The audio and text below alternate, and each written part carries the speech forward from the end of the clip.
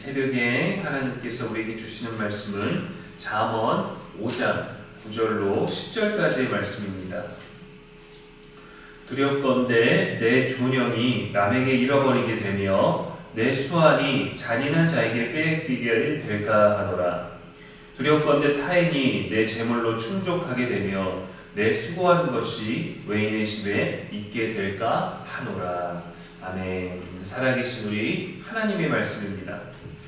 이 시간 빼앗기기 전에 주를 쫓으라 라는 제목으로 말씀 전하겠습니다. 솔로몬은 오늘의 본문 이 앞에서 성적 유혹을 하는 자들과 철저히 단절해야 할 것을 권면하였습니다. 근처에도 가지 않도록 교훈을 주었죠. 그리고 이어서는 만약에 성적 유혹에 빠지게 된다면 어떤 위험이 닥치는가 이것을 계속해서 제시합니다. 9절에서는 존영을 잃고 수완을 빼앗기게 된다고 말합니다. 존영은 자신만이 가질 수 있는 특별한 장점 같은 것입니다. 지금 교훈의 대상이 젊은이 또 청년을 대상으로 하지 않습니까? 우리가 지내온 20대, 30대를 생각해 보십시오. 젊음이라는 그 이유 하나만으로도 충분히 아름답고 충분히 멋지고 충분히 열정적이죠. 순수함, 또 건강, 힘, 열정, 패기, 젊은이들의 경우에는 무엇이든지 할 수 있을 것 같은 에너지가 넘치는 시기죠. 또 어떤 남성에게는 그런 에너지가 넘치고 여성에게는 꾸미지 않아도 아름다운 20대 피부만 생각해도 우리가 젊음이라는 것은 얼마나 아름답고 귀한 것입니까? 그런 성적 유혹 앞에 무너지는 것은 젊음의 생명력 넘치는 그 자체 20대, 30대만이 가질 수 있는 아무것도 하지 않았지만 그때만 누릴 수 있는 그 특별한 것을 잃어버릴 수 있다는 것을 경고하고 있는 것이죠. 수완은 사람의 생명과 수명을 말합니다. 문자 그대로 인생의 어떤 연수를 말한다라기보다는 젊은 때로부터 시작되는 남은 인생, 젊은 때에서부터 쌓는 어떤 그때로부터 주어지는 것을 그 남은 인생 동안에 누리게 된다라는 어떤 남은 인생에 대한 표현을 더 깊이 의미합니다. 젊은이에게 남은 인생은 희망과 미래, 또 계획과 성공, 도전 등 인생 전부를 의미하죠. 이것조차도 빼앗기게 된다라는 겁니다. 때론 그런 실수, 그런 경험으로 여길 수도 있을지 모르지만 솔로몬의 잠언은 한 번의 실수로 여기지 않는 것 같습니다. 왜냐하면 솔로몬은 경험했을 것이기 때문이죠.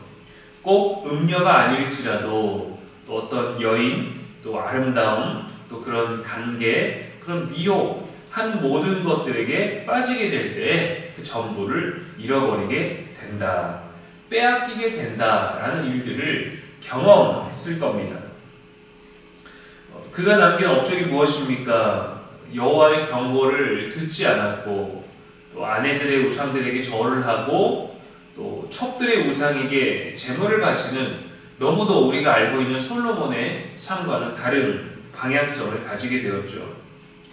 하나님에게서 유일무이한 축복을 받았음에도 그의 미래는 전혀 다른 마무리가 되었습니다. 한 번은 남자 청년의 연애에 관해서 상담을 나눈 적이 있었습니다. 너무도 순수했던 이 청년은 한 자매를 좋아했어요. 공식적으로 연애를 하는 사이는 아니었지만 남자친구는 자기가 좋아하는 마음을 감출 수 없어서 여자 자매에게 계속해서 적극적으로 마음을 표현했고, 이 여자 청년은 남자 청년의 헌신을 누렸습니다. 고마워했고 누렸어요. 즐겼습니다. 거절하지도 않았고 또 받아주지도 않았어요. 시간이 좀 지났습니다. 이 형제는 자매가 마음을 받아주리라는 그러한 기대를 가지고 더 열심히 더 적극적으로 마음을 표현하고 헌신했지만, 자매는 형제로부터 헌신과 마음을 기꺼이 받아주면서도 사실은 다른 형제와 연애를 하고 있었습니다. 모두 비밀리에 사랑을 받아주고 비밀리에 사랑을 나누고 있었던 것이죠. 처음에는 형제의 간절한 마음을 응원하고 있었지만 이 실체를 알게 되고 나서는 이제 잊으라고 했어요. 이 청년의 순수함, 또 그런 마음들, 시간과 마음, 헌신에 대해서 후회하지도 말고 아파하지도 말고 배신감도 느끼지 말라. 우리 예수님을 그렇게 한번 사랑해보자 했습니다. 그럼 정말 너의 마음보다 더 적극적으로 너를 사랑해주는 이가 나타나지 않겠느냐 하고 그렇게 위로하였습니다. 또 이후에는 이제 먼저 적극적으로 자신을 좋아해주는 자매를 이제 만나서 좋은 연애를 하게 되었는데 다행스럽게도 결과는 해피엔딩이었지만 이 형제의 마음을 움직여서 또 자신의 인기를 또 과시하고 마음을 이용해서 또 다른 남자들의 마음을 흔들고 또 흔히 말하는 그런 밀당들을 또 하게 되고 관심을 받는 그런 것들을 생각하니까 그 자매가 너무 미웠습니다. 근데 이것은 그 자매의 경우만 아니라 남자의 경우도 마찬가지입니다. 꼭 성적 유혹이 아니더라도 이성의 마음을 움직여서 그 어떤 밀당하고 헌신하고 또 설레고 기대되는 그러한 모든 것들을 의도적으로 악용하는 경우, 악용되는 경우, 오늘의 말씀의 경고처럼 존영을 잃어버리고 인생의 시간을 빼앗기게 되고 마음의 상처를 입게 되는 거죠. 이어지는 11절의 말씀처럼 재물과 수고하는 것까지 잃어버리게 되는 것입니다. 잠깐의 시간인 것 같지만 그 상처나 그 아쉬움들은 깊이 남죠.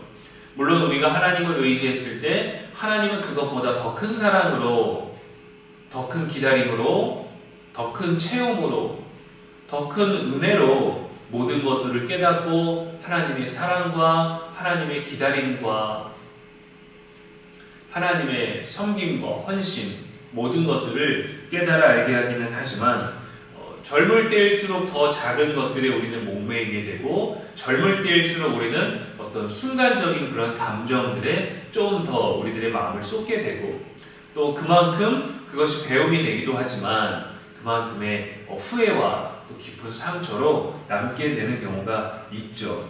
그런 젊은 시절에 대해서 솔로몬은 얘기해주고 있는 것입니다. 사람은 스스로 만들어낸 물건이 좋아 보이는 경우에도 마음을 빼앗깁니다. 사람의 외형적인 것들은 의술을 통해서 더 아름답고 강하게 바꿀 수도 있죠. 그러나 우리 존재 자체를 우리가 기대하고 우리가 바라는 대로 만들어내고 그렇게 태어날 수는 없습니다. 그러나 그 존재의 유일한 아름다움은 얼마나 귀하고 대단한 것입니까? 이 모든 생명을 창조하신 우리 주님이 가장 아름다우십니다.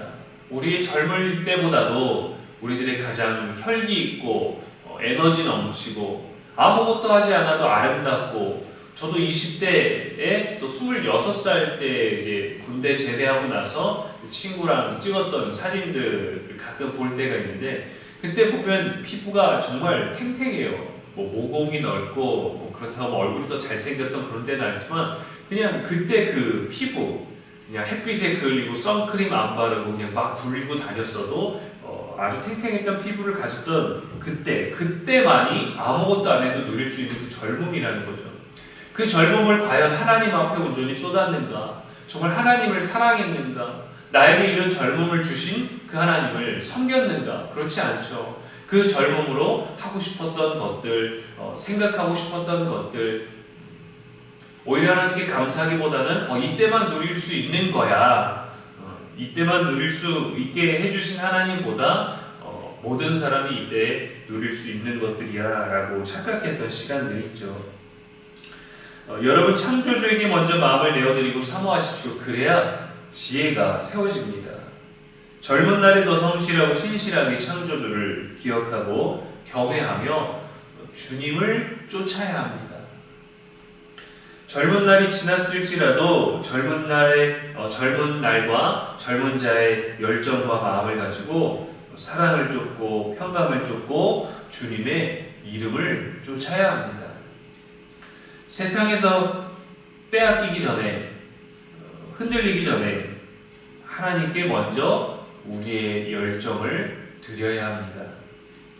디모데후서 2장 22절에 또한 너는 청년의 정욕을 피하고 주를 깨끗한 마음으로 부르는 자들과 함께 의와 믿음과 사랑과 화평을 따르라 했습니다.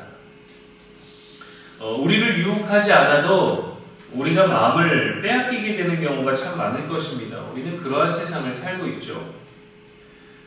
편리한 것으로, 또 익숙한 것으로, 익숙해져 버린 것으로, 새로운 것으로, 더 아름답고 더 혹하는 놀라운 것들로 우리를 미혹합니다.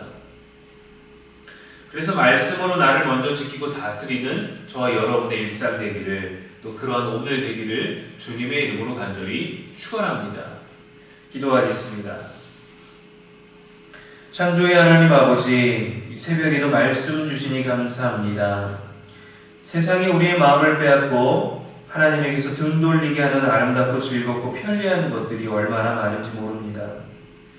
우리는 주의 이름으로 모든 것을 감사함으로 받지만 때론 연약한 마음으로 미혹되고 잃고 빼앗기고 후회할 때도 많습니다. 부족한 우리에게 말씀의 지혜가 가득하게 하사 언제나 주님을 기쁘게 하는 삶이 우리에게 기쁨이 됨을 깨닫게 하여 주시옵소서. 대림절을 보내고 있습니다. 시작해버린 이 12월도 또 올해의 마무리도 주 안에서 지혜롭게, 또 후회를 가지고 새해를 맞이하고 또 변함없이 늘 실패했던 것처럼 새해를 맞이하는 것이 아니라 이 마무리 주어진 시간 모든 것들을 아름답게 열매 맺고 아름다운 말들로, 아름다운 마음들로 그 어떤 것에도 잘못된 마음으로 쫓아가고 빼앗기지 아니하고 주님 주시는 지혜와 사랑으로 마무리할 수 있는 복된 날들이 되게 하여 주시옵소서. 오늘도 우리의 영원한 지혜와 소망이 되신 예수님의 이름으로 축복하며 기도합니다. 아멘.